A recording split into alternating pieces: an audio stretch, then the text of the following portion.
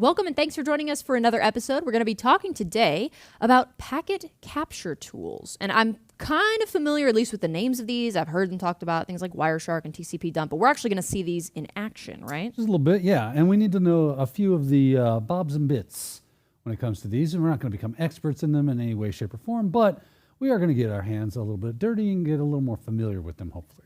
Okay, so let's start with Wireshark. That's one I hear talked about a lot. What are some of the, I guess, terms or things we need to be familiar with around Wireshark? All right, so first thing we need to understand when it comes to Wireshark is, it's a packet capturing tool, and it has a lot of functionality, a lot of capabilities. I say we just dive kind of into the interface real quick and just get a bird's eye view of what's going on there. So I've got it pulled up on my Windows system. By the way, it runs on Windows and Linux normally. That's an inside joke. But here we go, just zooming in. You'll notice I have some things that are captured. This is the main window here. You've got your normal menu areas here where you have files. So if you want to open a capture file or you want to create a capture file, you give it information for that. You can do that. You got some editing where you can find specific packets, do next, that kind of lovely stuff. Ignore certain things. You can view, which can be super useful on what you can actually see in the interface itself. I can uncheck and check things as I like. I definitely like things like packet list and packet details. Very, very, very helpful. Got some time display format, name resolution stuff. Out of the way there. And we have Go. If I want to actually move through the packets itself, I have all sorts of lovely capabilities for doing navigating through the packet capture. I also have some stuff inside of capture where I have options. Definitely want to spend some time inside of options, whether or not you want to start. You also have capture filters, which we'll talk about in just a moment. If you need to do some analysis, it has some deep analysis tools, which are helpful when you get to the advanced level of working with Wireshark. You need to do some more deep packet inspection, conversation inspection, that kind of stuff. That's where that stuff comes in really helpful, as well as statistical data as well, like conversations, who talks where, and how long do they talk, how much information was sent, so on and so forth. Very helpful. We're not going to get into telephony and wireless, but it does have those capabilities.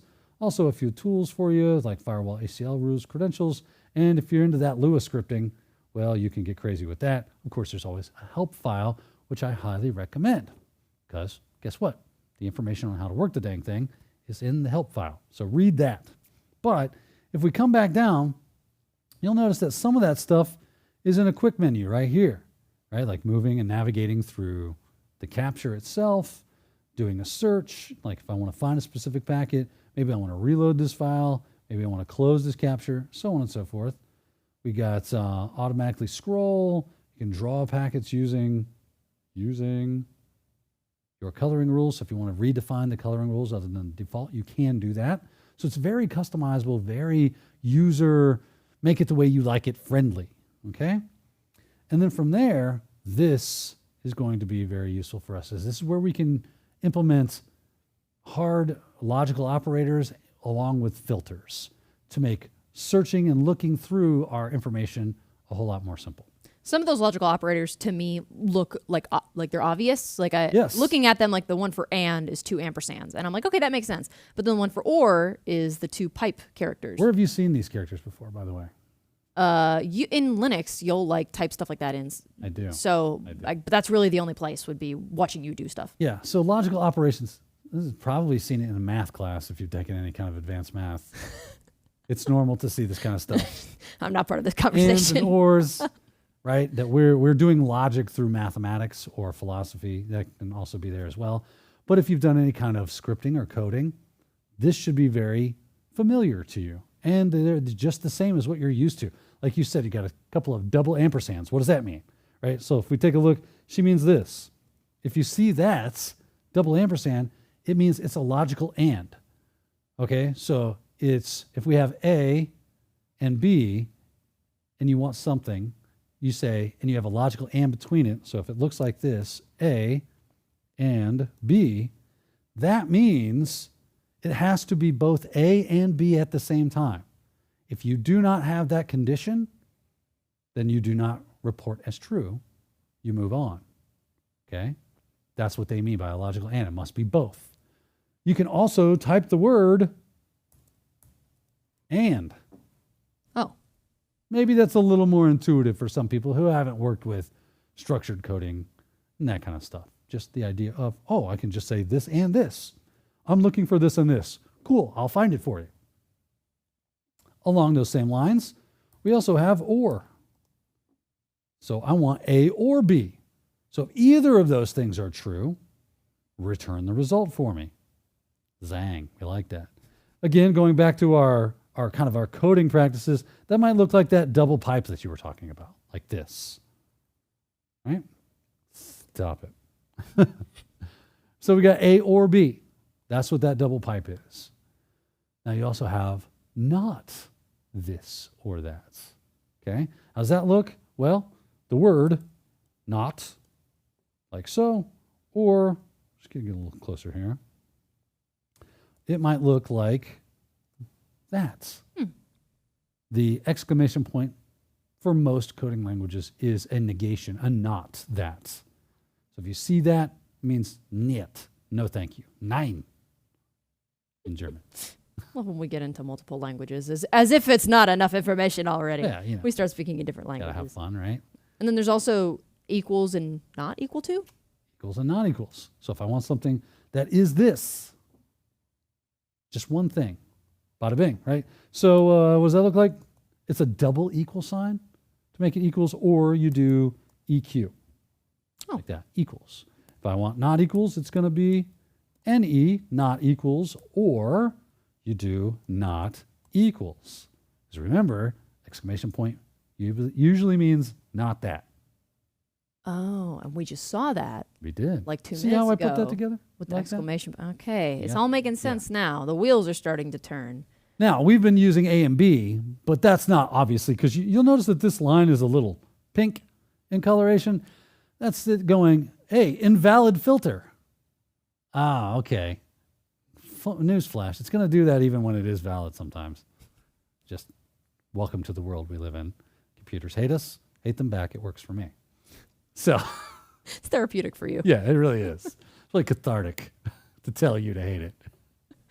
Right? But that said, we would need some real filters to make this work.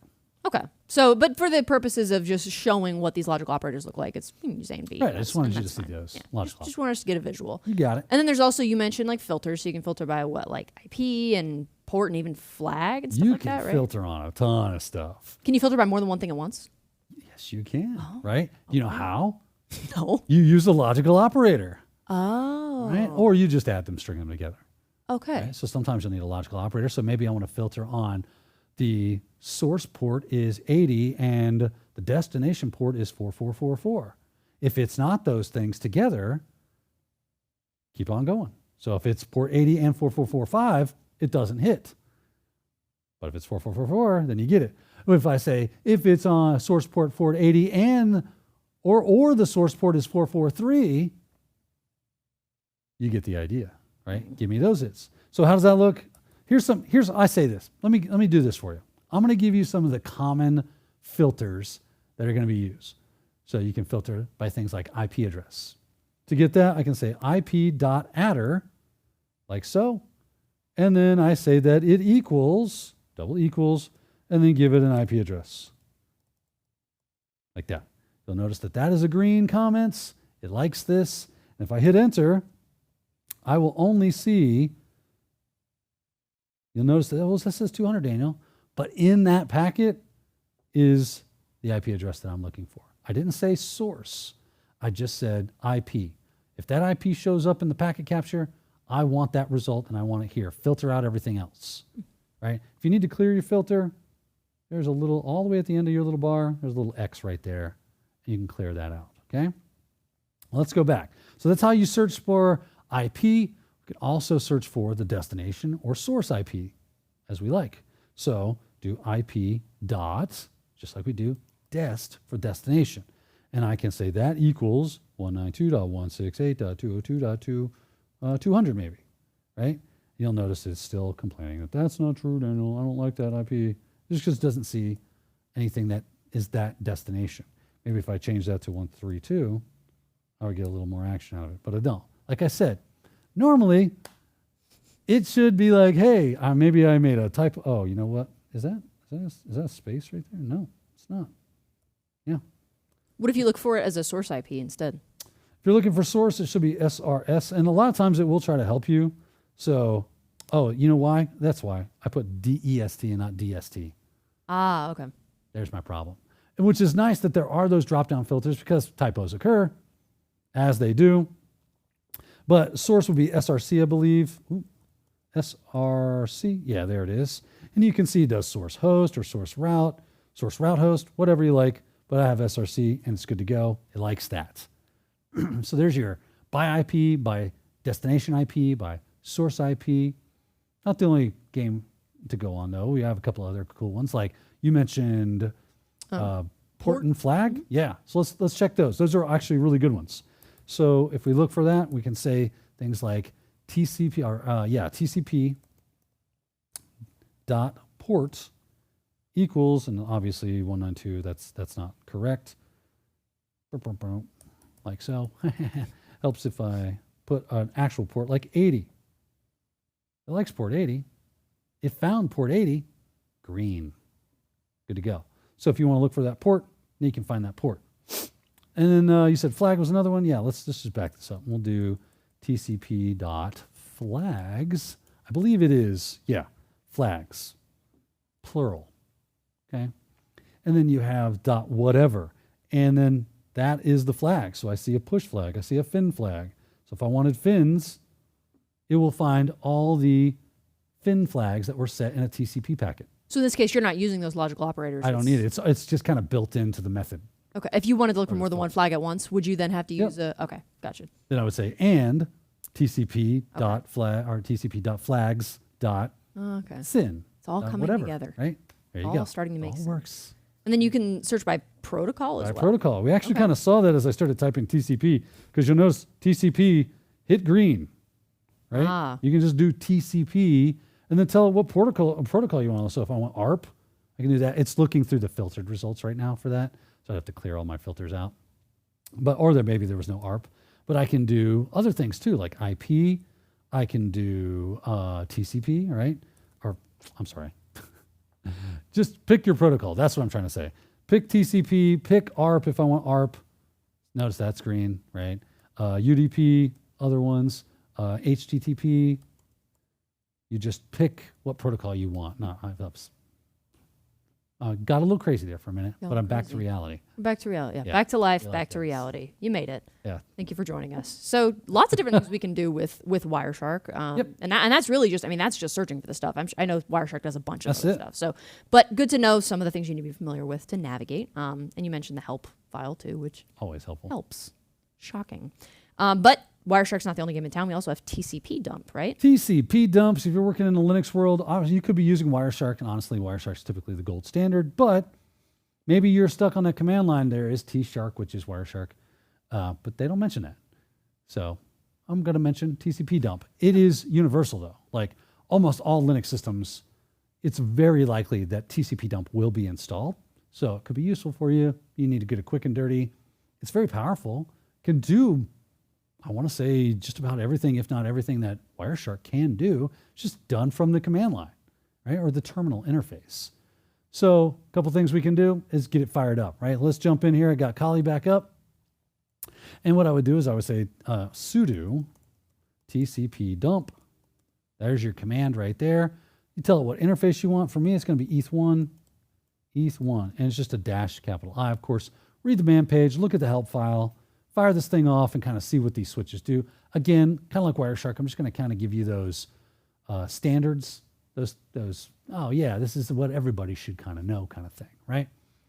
So let's throw that at. So it's going to be on that interface, so it's going to listen for packets on that specific interface. I can also do things like a -C for count, like how many packets do I want to capture? And I was like, okay, I'll just grab 50. Maybe that's all good for me. I don't want it just continually. And maybe I'm not going to be here when it gets done running. So a lot of times it's good to do a write out to a file name. So I can call it, file1.pcap. A lot of times PCAP is the best way to go with this, right? And then I can tell what protocol I want to do. So kind of like what we did before with Wireshark, I can just say, I want TCP. I want ARP. I want UDP. I want ICMP. I want whatever, okay? So we'll go with ARP on this. You can also tell it, if you were doing like a port capture, I would just give it port and then the number. I'm not doing that now, obviously, because we're doing ARP capturing, and those things they're not congruent with each other. And I can tell it what host I want to look for by the host, and then give it the IP address for the host. I can do source and destination, so DST for destination, IP, source, IP, to really pare those things down. So from here, I'm just going to kind of fire this one off. The way we can get a little action going on here. Give it my password. I might have missed 2, which I did. To be fair, you are doing it blind. Yeah. There we go. It's doing its thing. It's finding stuff. ARP is probably happening. It may get done soon. It may not. Who knows, right? It's waiting to capture 50 different packets. I don't know how if it's gotten anything. I could probably jump over here and make this kind of go a little bit faster without saving. Bring up, let's get a PowerShell. Get another one.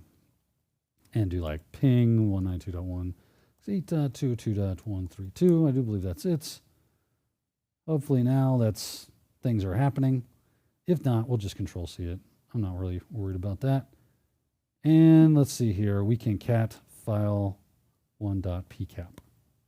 You'll notice it's a bunch of weird stuff. You would have to actually run this back through. You can read that file doing sudo tcp dump -r of the file name. So this should be, what did I call it? File1.pcap. And there you go. There's the ARP requests that we captured. Now I get to peruse through it at my leisure. So TCP dump, another really great packet capturing tool that you could end up using. It took the packets in it and it dumped them. It did. At your doorstep. So like it was told. Like it was told to do. It did what it was told. Listen to me. So that's, I guess, maybe an alternative to Wireshark, depending on what you're more comfortable with or what. But like you said, I guess Wireshark's kind of the gold standard. It is the gold standard. I could script with TCP dump, right? That kind of stuff. So maybe I'm just working in a Linux environment where I don't have a graphical interface. It's headless unit, that kind of stuff. So TCP dump, it's good to be able to have some familiarity with that. I'm sure they're both good for different things. Just depends on your situation and what you're trying to do. So good to be familiar with both. And now we've gotten to kind of see how both of them work and take a look at what you need to know in order to operate them efficiently. So thank you for walking us through those, and thank you for joining us. We'll see you next time.